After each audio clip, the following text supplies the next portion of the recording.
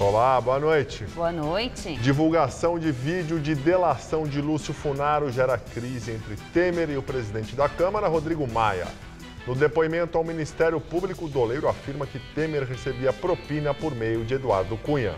E às vésperas da votação da segunda denúncia, o presidente manda carta a parlamentares. No documento, disse ser vítima de uma conspiração para derrubá-lo da presidência da República. Polícia Federal faz buscas no gabinete do deputado do PMDB, Lúcio Vieira Lima, irmão de Gedel. Investigadores apuram se ele tem relação com os milhões de reais encontrados em apartamento no mês passado. Justiça Federal de São Paulo aceita a denúncia e irmãos Joesley e Wesley Batista viram réus. Eles são acusados por uso de informações privilegiadas para manipulação do mercado financeiro. Você acompanha essas e outras notícias após o intervalo. Até já. Ai, menina, sabe o Pedro lá do trabalho? Do almoxarifado? Isso. É, que bonito, mas estranho. Ele mesmo. O que tem? Acho que eu vou investir nele. Ai, amiga, se joga, investe. Falando nisso, esqueci de investir uma grana que tá na minha conta. Pera aí, já vou. Ih, tá se complicando, madame. Faz no app. Epa!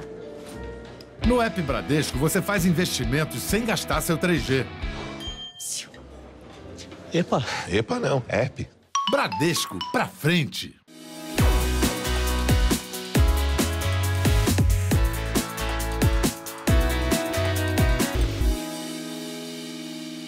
Imecap Antissinais Q10. A revolução no tratamento de beleza. A nanotecnologia associada à coenzima Q10, nutriente vital na reconstrução celular. Imecap Antissinais Q10. Nanopartículas que agem mais profundo na pele, repondo a perda de Q10 ocorrida ao longo dos anos. O resultado, uma pele mais firme e a redução das rugas e linhas de expressão em até 3 semanas. Imecap Antissinais Q10. Tá a fim de escrever a sua própria história? Que tal dirigir a sua própria vida?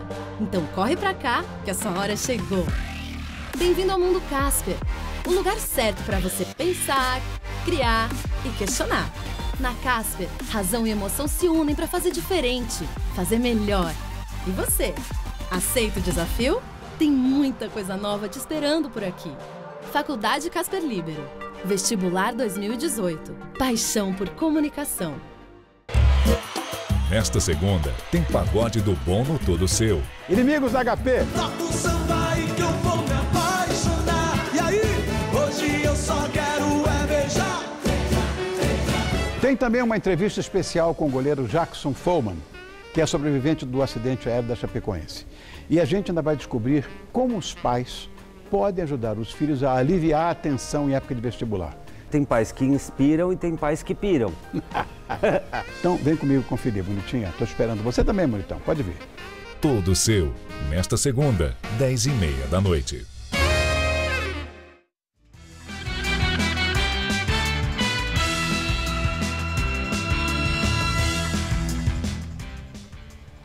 Polícia Federal faz buscas no gabinete do deputado do PMDB em Brasília, Lúcio Vieira Lima, irmão de Gedel Vieira Lima. O objetivo é apurar o envolvimento do parlamentar na apreensão no mês passado de caixas e malas de dinheiro no total de 51 milhões de reais em um apartamento em Salvador. De acordo com a PF, o imóvel foi emprestado a Lúcio Vieira por um amigo da família e era usado por Gedel. A suspeita é que o deputado tenha sido intermediário ou beneficiário do dinheiro.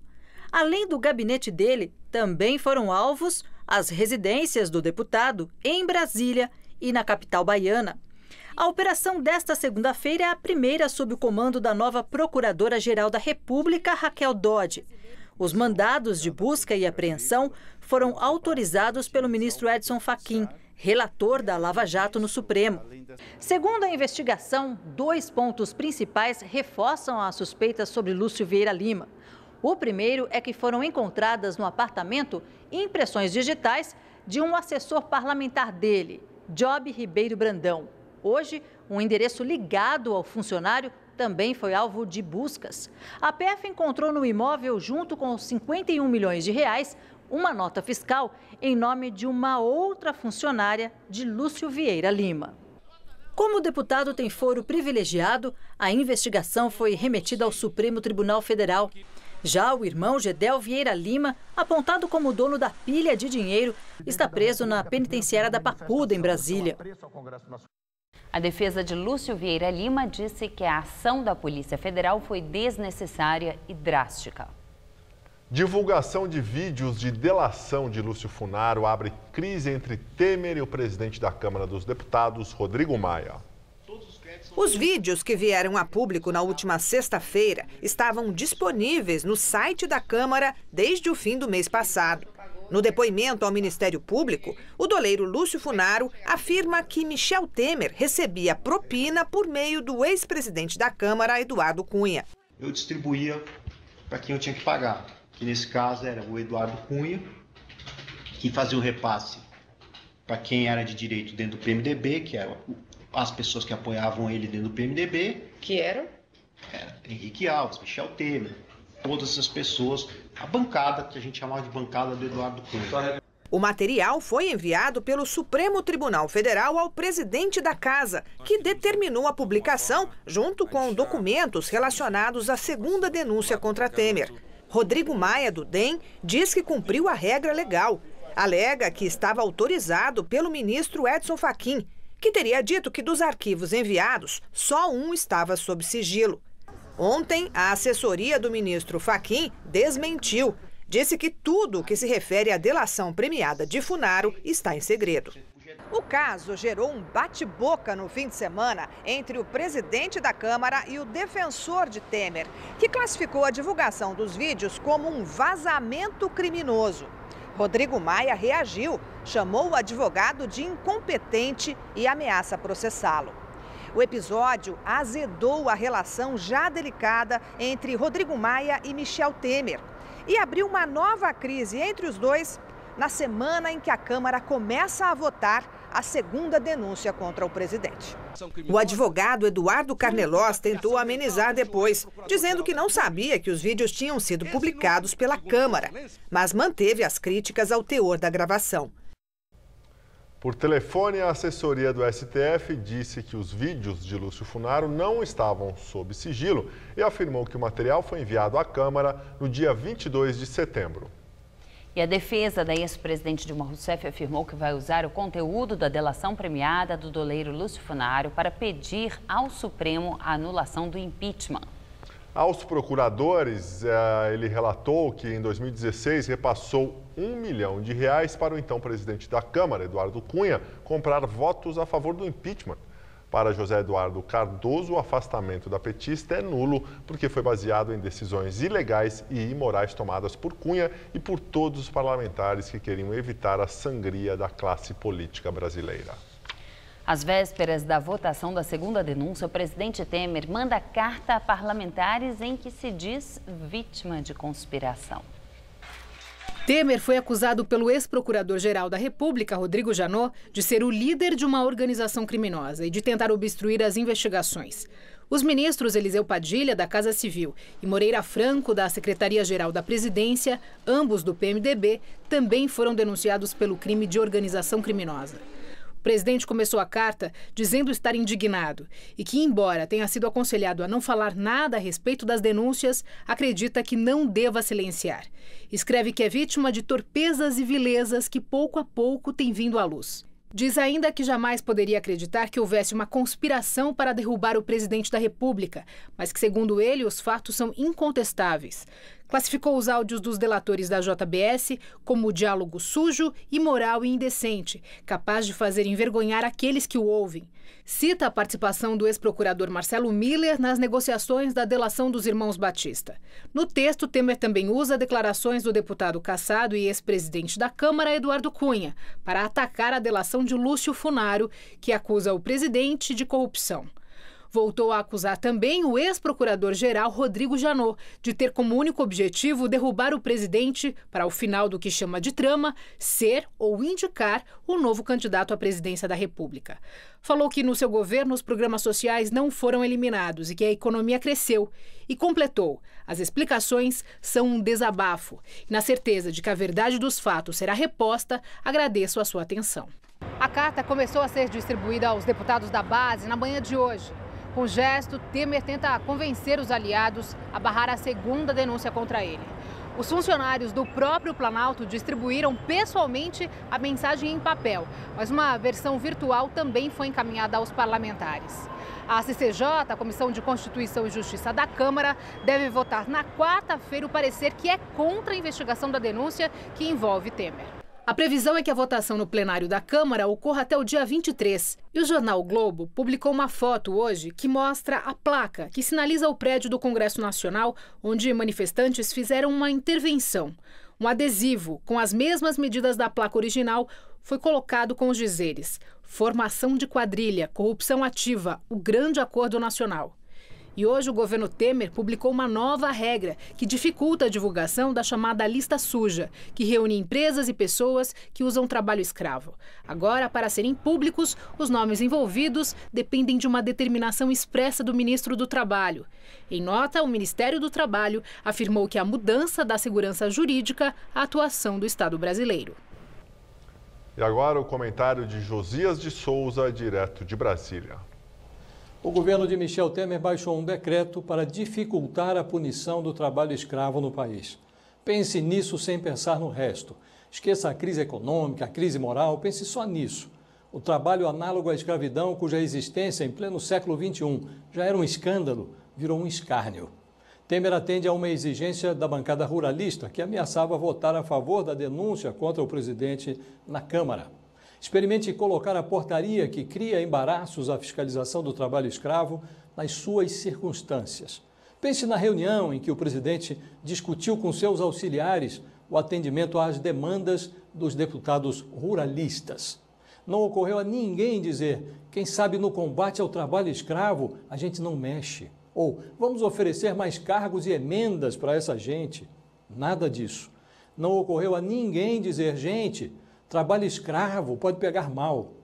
O mais trágico não é nem a crueldade.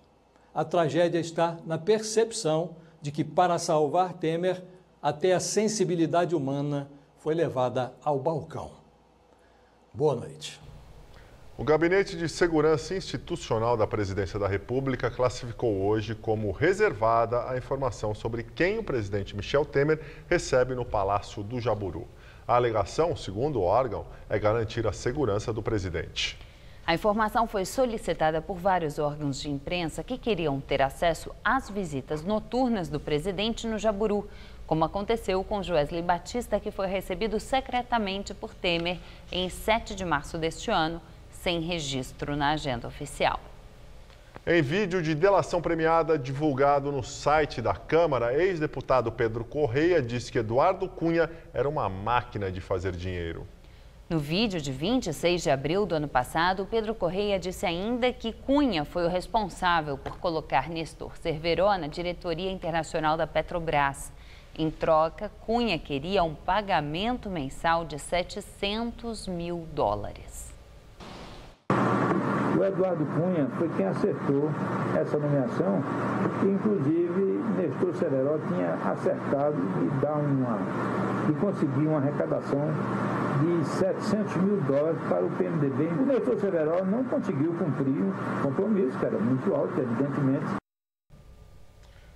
A Justiça Federal de São Paulo aceitou denúncia contra os irmãos Joesley e Wesley Batista por uso de informações privilegiadas para manipulação do mercado financeiro.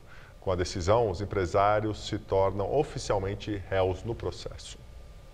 Os irmãos Joesley e Wesley Batista estão presos desde setembro, acusados de se beneficiarem de informações relacionadas ao acordo de colaboração premiada firmado entre eles e a Procuradoria-Geral da República para obter lucro e atuarem em favor das empresas da família. Segundo denúncia do Ministério Público Federal, aceita hoje pela Justiça, dias antes do vazamento do acordo de delação premiada para a imprensa, além de evitarem prejuízo para as empresas do grupo, os dois irmãos lucraram R$100 milhões com a compra de dólares. Para a Procuradoria, eles sabiam que a delação causaria a queda das ações da JBS no mercado de capitais e a alta do dólar. A defesa dos irmãos Batista diz que as operações de derivativos cambiais e mercado mobiliário feitas por Wesley e Joesley foram legais e fazem parte da rotina da empresa.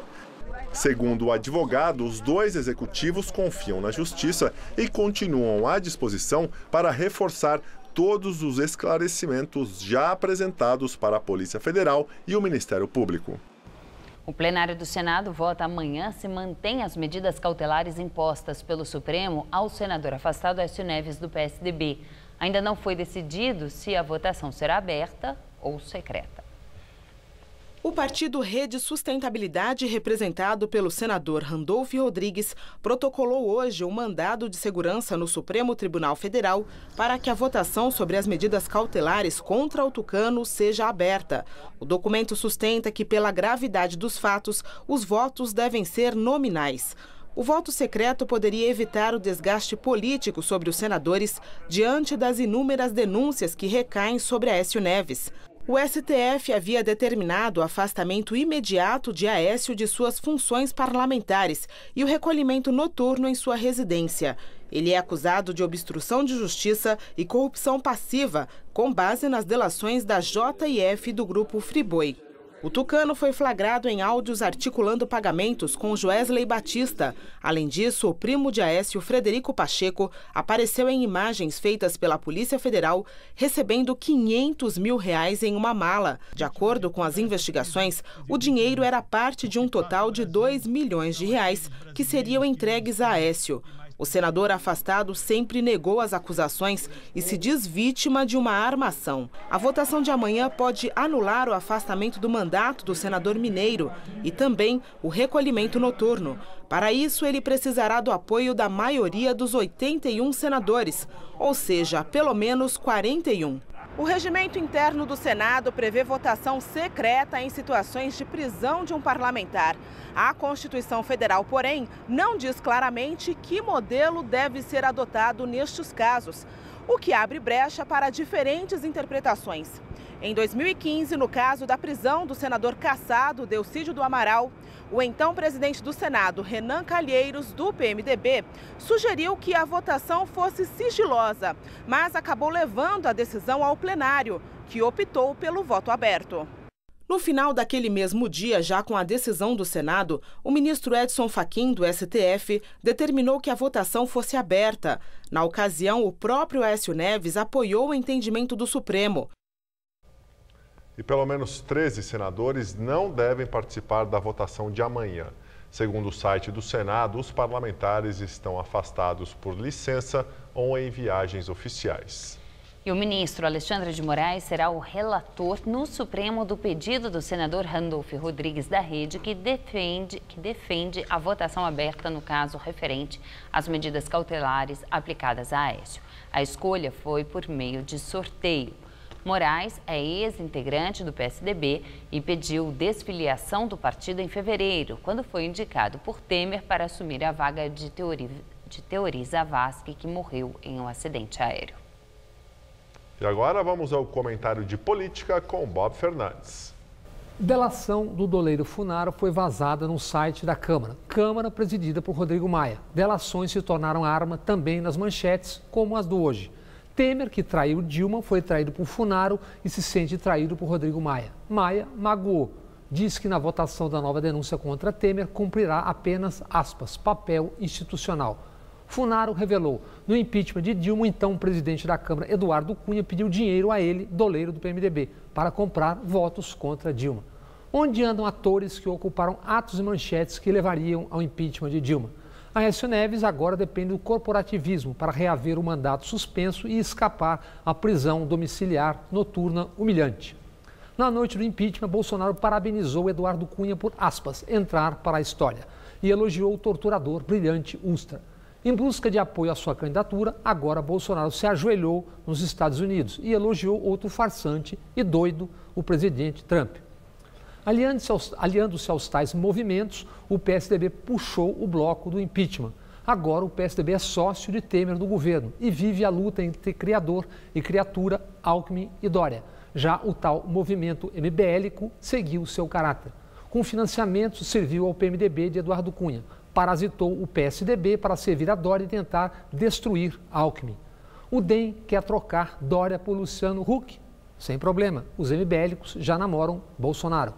Mas e se vierem Huck e os empresários amparados pelo tal fundo cívico? Tem jogo. E a corrupção? Foi esquecida pelos movimentos. Agora estão todos caçando nus e pornografia, aliados a Alexandre Frota, aquele da série pornô Brasileirinhas. E o ator fundamental, decisivo, que embarcou nisso com esses aí. Está em casa, em silêncio, por desencanto, vergonha ou cumplicidade. Boa noite. O deputado federal Marco Antônio Cabral, filho do ex-governador do Rio, Sérgio Cabral, é denunciado pelo Ministério Público Federal por visitas irregulares ao pai em Bangu. Segundo dados da Secretaria de Estado de Administração Penitenciária, entre novembro de 2016 e abril deste ano, Marco Antônio Cabral visitou o pai 29 vezes, sendo 23 com prerrogativa parlamentar. O MPF diz que na página eletrônica da Câmara consta que alguns dos dias em que Marco Antônio esteve ausente da casa coincidem com as datas em que ele visitou o pai Sérgio Cabral.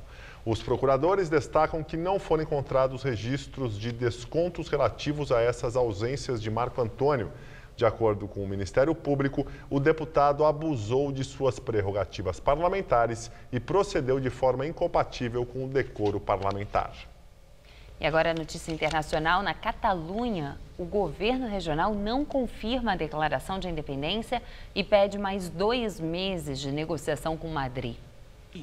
O líder catalão pediu uma reunião o mais rápido possível com o primeiro-ministro Mariano Rajoy para tentar resolver a crise política.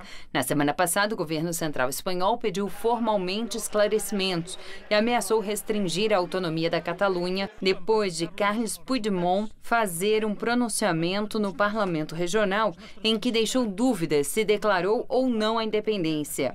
O governo espanhol espera agora que o líder catalão se pronuncie com clareza até quinta-feira.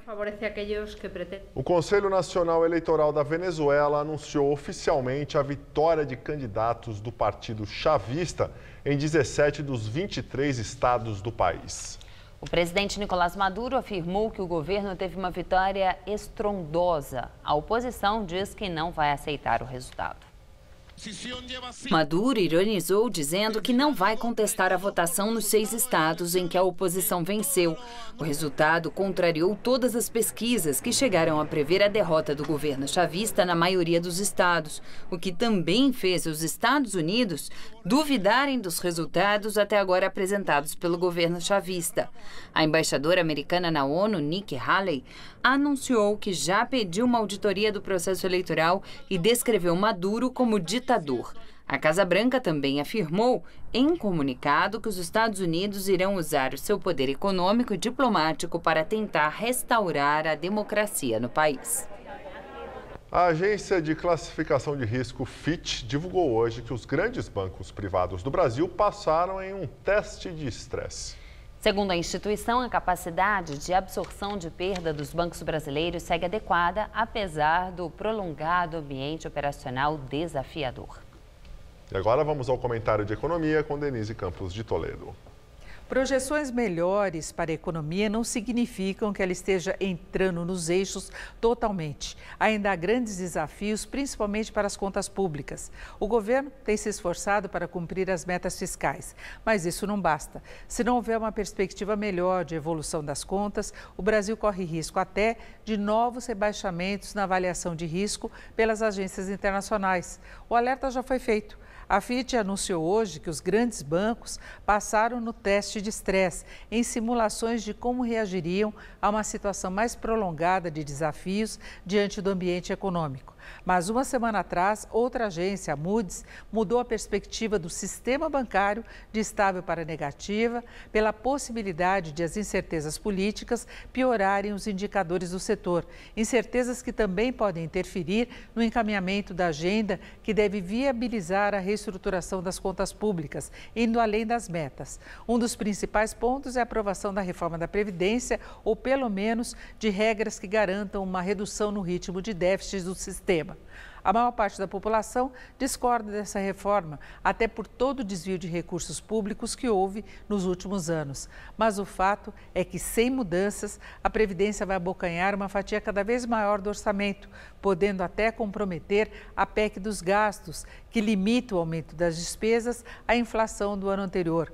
Os gastos com benefícios crescem em ritmo bem mais acelerado. Por mais que a economia esteja reagindo e está, para as contas públicas, a luz continua amarela. Se mudar para o vermelho, até a retomada fica comprometida. A economia deve crescer mais daqui para 2018. Só que a sustentação dessa retomada em um prazo mais longo depende muito do ajuste fiscal. Ajuste que, além da reforma da Previdência, passa, é claro, pelo aumento da receita com concessões, privatizações, a maior geração de impostos com o próprio crescimento, a diminuição de despesas com a máquina pública, o combate aos desvios de recursos, sendo que tudo isso depende muito do ambiente político, que continua bem nebuloso. Eu volto na quinta. Até lá.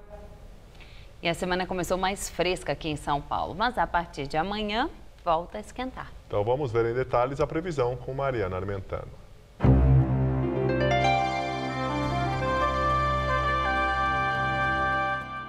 O dia ainda deve começar friozinho e com muitas nuvens na faixa leste, o que inclui o litoral e aqui a capital. Mas ao longo da manhã, a nebulosidade se dissipa, o sol predomina e esquenta. Nessa madrugada, teremos mínima de 15 e máxima amanhã à tarde na casa dos 28 graus. Aí na quarta-feira esquenta mais, faz até 31 e não para por aí. Na quinta, máxima prevista na casa dos 32, com muito sol e tempo firme em toda a Grande São Paulo. Nós ficamos por aqui. A edição de hoje pode ser vista no site do Jornal da Gazeta. Uma ótima noite para você. Tchau, Gabriel. Tchau, Ju. Até amanhã. Muito obrigado pela companhia. Tenha uma excelente noite, uma ótima semana. E fica agora com o Rony Von no Todo Seu. Até amanhã.